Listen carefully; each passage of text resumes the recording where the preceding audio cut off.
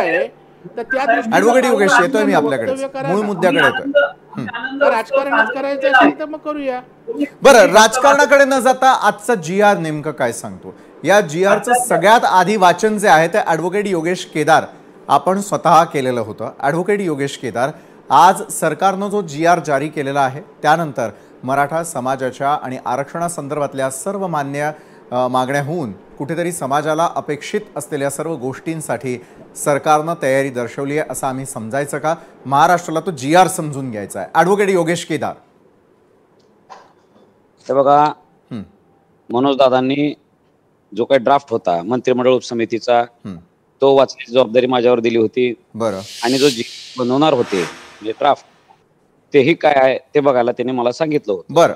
आणि ते होतं की मागच्या वेळेस वाशीतनं परत जात असताना मी त्यावेळेस सावध केलं होतं समाजाला की आपल्या हातात काहीही दिलेलं नाही, आपण केवळ कागद दिल्याचा आनंद साजरा केलेला आहे, मराठ्यांनी गुलाल उधळू नये. मी असं वाशीमध्ये बोलत होतो, आझाद मैदानावर उभा राहून बोलत होतो. आणि मनोजदादा माघारी वाशीतनं गेले. त्यानंतर मनोजदादाला 2-4 दिवसानंतर लक्षात आलं की योगेश केदार जे म्हणत होता ते योग्य होता. पण काही काळानंतर मनोजदादांनी माझ्यावर थोडंसं टीका केली की योगेश केदार असा कसा बोलू शकतो.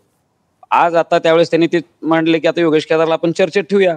आणि त्यांनी मला जबाबदारी दिली होती की जर काही हे असेल तर तुम्ही मला खरं खरं सांगा. आणि त्या पद्धतीने मी मनोजदादांना ह्या GR मधल्या काही गोष्टी सांगितल्या की दादा, सरकारनं आपल्याला पुन्हा एकदा फसवलेला आहे, फसवायचा प्रयत्न सुरू केलेला आहे.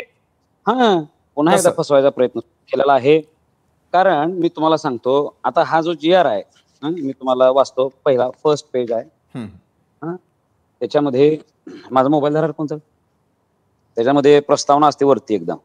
त्यात लिहिलेला आहे, हैदराबाद गॅझेटियर मधील नोंदी विचारात घेऊन मराठा समाजाच्या पात्र व्यक्तींना, म्हणजे पात्र जे आहे शब्द इथंच कार्यक्रम आमचा अर्ध्यात लावलेला आहे. माझं म्हणणं होतं की ह्यात काही आपण शब्द बदल करूया. दुसरं होतं, दुसरा त्यातच आहे म्हणजे प्रस्तावनेतच आहे, कुणबी किंवा मराठा कुणबी किंवा कुणबी मराठा जातीचे प्रमाणपत्र देण्यासाठीची कार्यपद्धती विहित करण्यात आहे. आता कुणबी मराठा कुणबी किंवा कुणबी मराठा हे तर पूर्वीपासूनच आहे, म्हणजे त्याला काय यात वेगळं काही केलेलं नाही. आता त्यांनी काय केलंय, ह्याचा जो प्रस्तावना जी लिहिलेली आहे ही प्रस्तावना अत्यंत गोड गोड गोड बोलण्यासाठी लिहिलेली प्रस्तावना आहे. त्यात मराठा कसा विशेष आहे आणि प्रस्तावनेला कायद्यामध्ये काहीही महत्व नसतं हे तुम्हाला मी आधीच स्पष्ट करून सांगतो. आणि आपण आता डायरेक्ट येऊया शासन निर्णयावर. शासन निर्णयाचा पार्ट असतो त्यामधला, त्यामध्ये असा विषय आहे की संदर्भाहीन वाचा वगैरे वगैरे सगळं आहे. जात प्रमाणपत्र देणे व त्याची पडताळणी करणे याकरिता सन 2001 महाराष्ट्र अधिनियम क्रमांक 23 व त्या अंतर्गत कार्यपद्धती निषेधीकरता नियम तयार करण्यात आलेले आहेत, जे पूर्वीचे नियम आहेत. यामध्ये हैदराबाद गॅझेटियर मधील नोंदी विचारात घेऊन मराठा समाजाच्या पात्र व्यक्तींना, लक्षात घ्या परत पात्र आलेला आहे, गॅझेटियर मधल्या नोंदी. आता आमच्या तिथं मुळामध्ये नोंदी नाहीत म्हणून हा प्रॉब्लेम आहे. म्हणजे हैदराबाद मध्ये असं स्पष्ट केलेलं होतं की मराठवाड्यातले सगळे कुणबी आहेत आणि कुणबी असलेल्या लोकांना हे मराठे जे आहेत त्यांनाच कुणबी समजा आणि ह्या सगळ्यांना प्रमाणपत्र द्या, अशी आमची मागणी होती. आता ते मिळणार नाही हे कशावरनं, तर त्याच्या पुढे तुम्हाला स्पष्टीकरण होईल. आता पात्र व्यक्तींना कुणबी मराठा कुणबी किंवा कुणबी मराठा जातीचे प्रमाणपत्र मिळवण्यासाठी, म्हणजे ज्या आता कुणबी मराठा हे जे आहेत हे प्रमाणपत्र मिळवण्यासाठी काय आहे, चौकशी करून सक्षम प्राधिकाऱ्यास सहाय्य करण्याच्या दृष्टीने अहवाल देण्यासाठी गाव पातळीवर खालील समिती गठीत करण्यात येत आहे. म्हणजे चौकशी सक्षम प्राधिकाऱ्याला सहाय्य करायला कोण आहे, ग्राम महसूल अधिकारी, ग्रामपंचायत अधिकारी, सहाय्यक कृषी अधिकारी. ठीक आहे. माझं असं म्हणणं आहे की ज्या गावात नोंदीच नाही, आमच्या मराठवाड्यामध्ये नोंदी न सापडल्यामुळे, आता तुम्हाला खरं सांगू का, शिंदे समितीच्या माध्यमातून जेवढ्या नोंदी सापडलेल्या होत्या तेवढ्याच लोकांना ह्याचा लाभ आहे. ती तर कायद्यात आहे, हा नवीन ह्यात काहीच केलेलं नाही. मी एक इंग्लिश प्रोवर्ब आहे, old wine in new bottle, असा पद्धतीने केलेला आहे. आता आमच्या गावात जर काही एकही नोंद नसेल तर त्याच्यामध्ये कोणालाही एकही रुपयाचा फायदा होणार नाही, एक म्हणजे शून्य फायदा आहे. दुसरी सांगतो, मला ह्या गोष्टी मनोजदादाला समजावून सांगायच्या होत्या. मनोजदादांनी सुरुवातीला होही म्हटलं होतं आणि नंतर मला बरोबर बाजूला काढलं गेलं. स्टेजवर गेल्यानंतरही मग मला म्हणजे बाहेर ठेवण्यात आलेला आहे, म्हणजे आत काहीतरी बोंबाबोंब झालेली आहे. आता तुम्हाला अजून पुढचं वाचून दाखवू. मराठा स्थानातील भूधारक तसेच भूमिहीन शेतमजूर किंवा बटेने शेती करत असलेल्या व्यक्तींकडे शेत जमिनीची मालकी असल्याचा पुरावा नसल्यास त्यांनी 13/10/1967 पूर्वी ते किंवा त्यांचे पूर्वज संबंधित स्थानिक क्षेत्रामध्ये राहत असलेलं प्रतिज्ञापत्र सादर करावे. आता हा एक प्रोसिजरचा पार्ट आहे जो आधीपासूनच कुणबी देत असताना करण्यात येते. त्याच्या पुढच्या गोष्टी ज्या आहेत त्या अत्यंत महत्वाच्या आहेत, जेणेकरून मराठवाड्यातल्या मराठ्यांना ह्याचे काहीही फायदा होणार नाही किंवा उलट क्लिष्ट होत गेलेल्या आहेत गोष्टी. बरं, या पत्राच्या आधारे म्हणजे जे प्रतिज्ञापत्र देणार आहेत, दिलेल्या अनुषंगिक पुराव्याचे सक्षम प्राधिकारी यांनी स्थानिक चौकशी करून खातरजमा करावी. म्हणजे जे आहे ते सगळे चौकशी करायचं आहे. ते जे दिलेलं आहे ना काय म्हणतात त्याला, प्रतिज्ञापत्र सादर केलेलं आहे, त्याच्या आधी चौकशी करा, खातरजमा करा, याही पूर्व पार्ट आहे.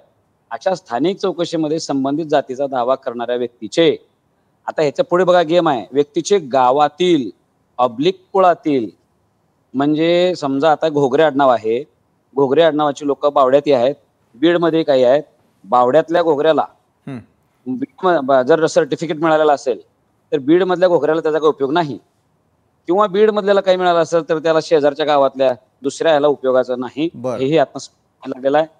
ऑब्लिक कुळातील नातेसंबंध म्हणजे एकतर गावातला असलं पाहिजे किंवा तो त्या कुळातला असला पाहिजे, म्हणजे असला पाहिजे. तिसरं, कुळातील नातेसंबंध व्यक्तींना कुणबी जातीचे प्रमाणपत्र मिळाले असल्यास, जे पुढे लक्षात घ्या, जर त्या लोकांना कुणबी जातीचं प्रमाणपत्र मिळालं असल्यास व दावा करणारा व्यक्ती हा त्यांच्या नातेसंबंधातील कुळातील असून कुणबी असल्याचे प्रतिज्ञापत्र देण्यास ते तयार असल्यास, म्हणजे ज्याला मिळालेला आहे कुणबी नोंद त्या माणसानं पुढच्या माणसाला म्हणजे भाऊकीतल्या आपल्या चुलत भावाला, सख्या म्हणजे वंशावळीत, आता ते सांगा त्याची तयारी तर नाही. आता हे पुढे भांडणाचे कार्यक्रम लावलेले आहेत, एकमेकाला द्यायचं, मला मिळाले तुला मिळाले, हे जिरवाजिरवीच्या पुरा संधी होणार आहेत पुढे. अजून एक तुम्हाला सांगतो, असं देण्यास ते तयार असल्यास पत्र घेऊन उपरोक्त नमूद गाव पातळीवरील स्थानिक समिती वंशावळ समितीच्या सहाय्याने आवश्यक ती चौकशी करेल. म्हणजे योगेश केदारला जर भेटला आणि योगेश केदार जर आमच्या चुलत भावाला जर द्यायला तयार असेल, आमच्या दादा केदारला किंवा अण्णा केदारला, तर ह्या सगळ्या पुढच्या गोष्टीची समिती सहाय्याने चौकशी करेल. त्या चौकशीच्या आधारे सक्षम प्राधिकारी अर्जदारास कुणबी जातीचा दाखला देण्यावर निर्णय घेईल आणि महाराष्ट्र राज्यपाल यांच्या आदेशानुसार व नावाने. माझं असं म्हणणं होतं की व्हॉट इज दिस, मराठा समाजाला एवढं कष्ट करून मेहनत करून आम्ही मुंबईचा असं नरडा दाबून आमच्या हातात काही मिळालेलं नाही. मला जबाबदारी दिली होती मनोज दादांनी सांगण्याची की खरं काय ते सांगा. मी तिथं सांगायचा प्रयत्न करत होतो, मला असं बाजूला केलं. मग मी स्टेजवर गेलो, काही वकिलांना तिथं घेतलं. ऐका सर, माझी विनंती आहे, आता हे कन्फ्युजन नसतं पाहिजे. महाराष्ट्र पहिल्यांदा ऐकायला लागलाय योगेश केदार हा असा माणूस आहे की या आंदोलनाला परवानगी घेतलेली नव्हती, ती परवानगी घ्या म्हणून पहिली पोस्ट लिहिली होती की इथल्या लोकांनी कुचराई केलेली आहे, तिथून ह्या उभा करण्याचा माणूस आहे. हे मी योगेश केदार असा माणूस आहे जिथं आझाद मैदानावर स्टेज आहे त्या जागेमध्ये 100 दिवस मी चिखलात आणि पावसात आम्ही होतो, ओबीसी आरक्षणाचे कसे मिळणार आहे, 50% कसे मिळणार आहे, कोथडे घालून मी महाराष्ट्रभर फिरलेला माणूस आहे. माझा अधिकार आहे ह्या गोष्टीत बोलण्याचा आणि मी मनोजदादांसाठी छातीचा कोट करून उभा राहण्याचे प्रयत्न केलेला माणूस आहे. आता दिवस रात्र जागलो, आवाज सुद्धा बसलेला आहे. माझे असं म्हणणं आहे की मनोजदादा एक प्रामाणिक माणूस आहे, पण मनोजदादांना फसवलेला आहे आणि फसवायला मी सांगत होतो, फक्त मला खड्यासारख्या बाजूला केलं. ऍडव्होकेट योगेश केदार, आपलं थेट म्हणणं आहे की पुन्हा एकदा मनोज जरांगे पाटील आणि मराठा